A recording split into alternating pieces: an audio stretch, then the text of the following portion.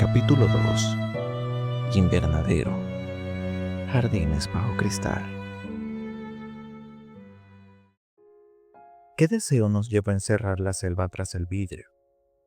Tal vez no fue solo admiración por lo exótico, sino una necesidad más profunda: detener el tiempo, domesticar el caos, construir entre sombras y vapor un pequeño universo donde la vida florezca en silencio.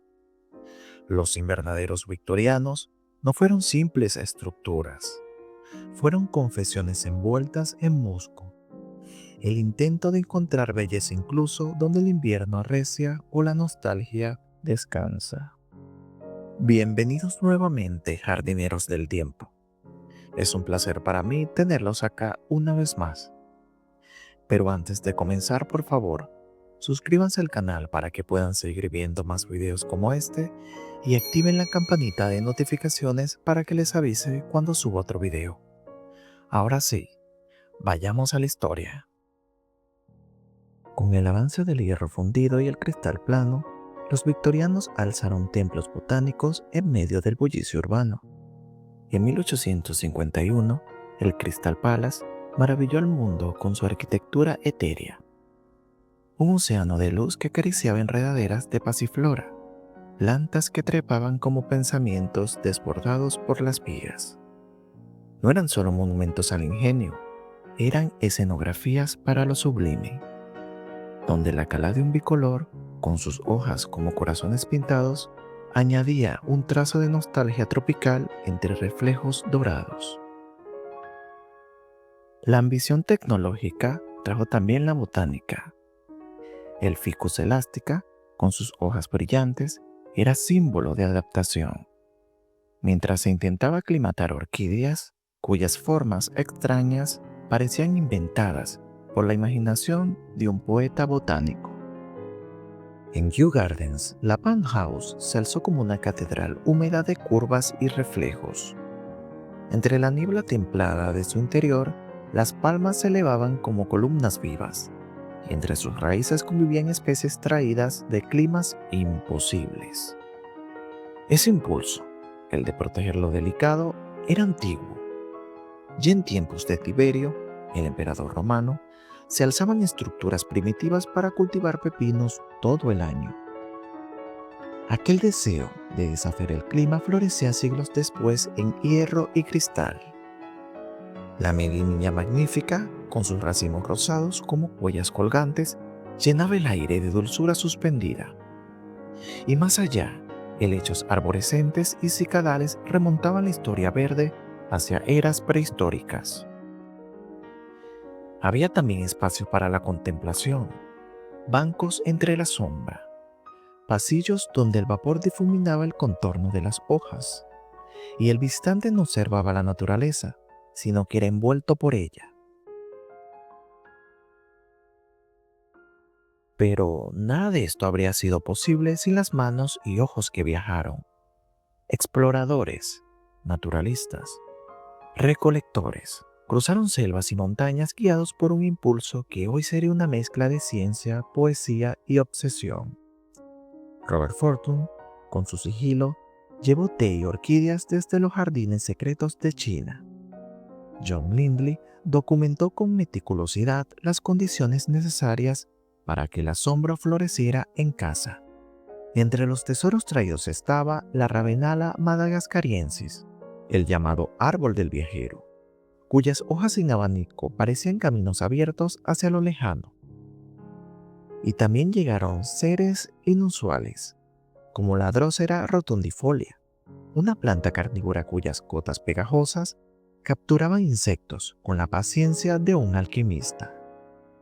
Estas no eran simples adquisiciones, eran manifestaciones del deseo humano de conocer, nombrar, preservar, aunque fuera entre muros de hierro y luz detenida. Más allá de los grandes jardines reales, existían otros invernaderos más discretos, integrados en residencias burguesas o aristocráticas, donde la botánica se entrelazaba con la vida cotidiana. Al fondo del salón o contiguo a la biblioteca, el jardín de cristal era un refugio tibio para la conversación.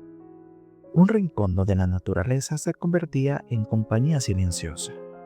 Las Clivia miniata abrían sus flores como pequeñas antorchas naranjas, mientras la Stephanotis floribunda, con su perfume delicado, flotaba sobre la escena como una confidencia.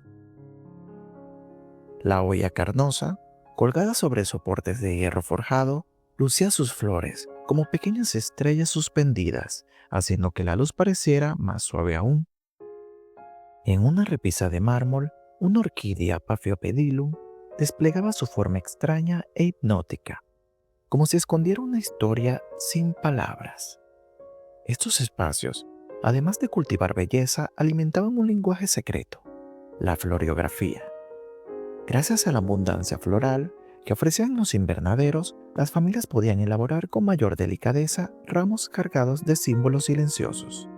Un pensamiento no dicho, una disculpa implícita, un te recuerdo, escondido entre pétalos. Los invernaderos eran escenarios abiertos a distintas miradas.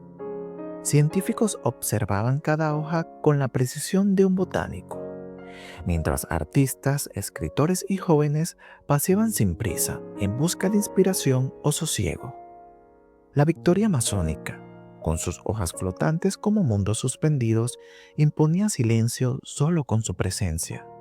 Y más allá, los helechos gigantes compartían su sombra con las antiguas cícadas, cuyas formas recordaban que el tiempo vegetal no sigue las prisas humanas. La aristocracia y la clase media emergente cruzaban juntos estos jardines interiores, unos por prestigio, otros por deseo de conocimiento, pero todos bajo la misma luz filtrada que convertía los caminos en pasillos de asombro. En un terrario, la Nepenthes colgaba con su extraña belleza carnívora, fascinando tanto a los naturalistas como a quienes encontraban poesía en una copa que se alimenta del mundo. Y así, entre sombra y humedad, el visitante no solo aprendía sobre plantas, sino también sobre sí mismo.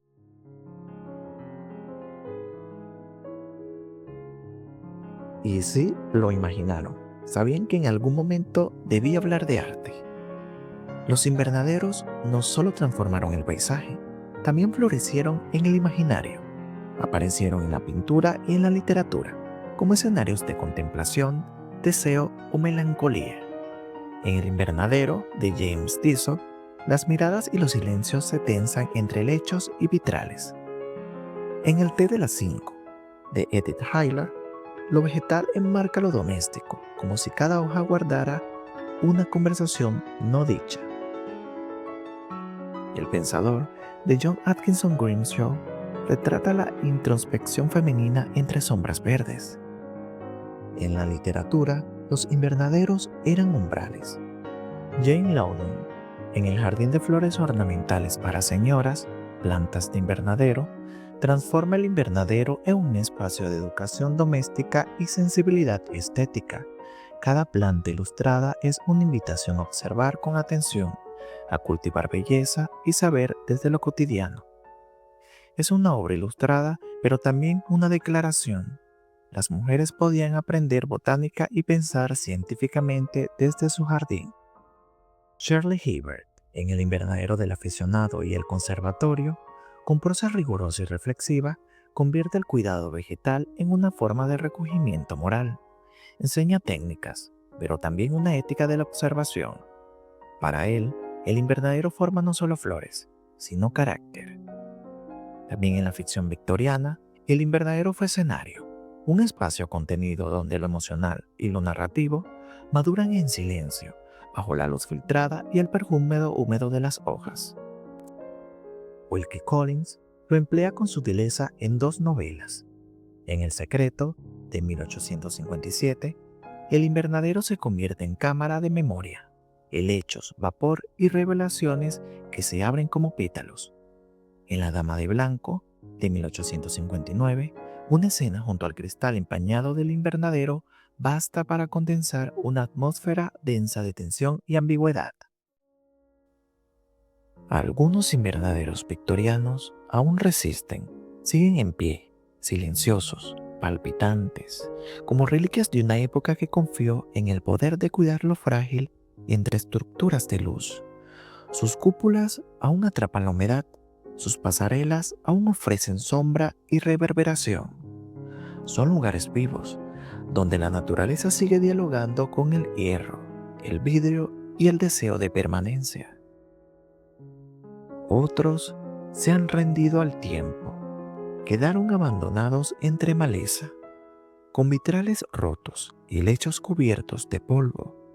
Allí, la belleza se volvió ruina y el intento de eternidad se oxidó junto a las bisagras. Hoy, los invernaderos victorianos no solo custodian plantas, custodian un gesto, una forma de mirar la naturaleza como espejo, de detener lo efímero entre muros transparentes y de encontrar entre sombras y vapor algo que aún respira dentro de nosotros. ¿Y a ustedes también les fascinan estas maravillosas estructuras tanto como a mí? ¿Y qué libros han leído en los cuales mencionen invernaderos? Me encantará leerlos en los comentarios. Por favor, no olvides darle like a este video, suscribirte y activar la campanita de notificaciones. De esa manera yo podré seguir creando más videos como este. Ahora sí, me despido. Nos vemos en un próximo video. Hasta pronto.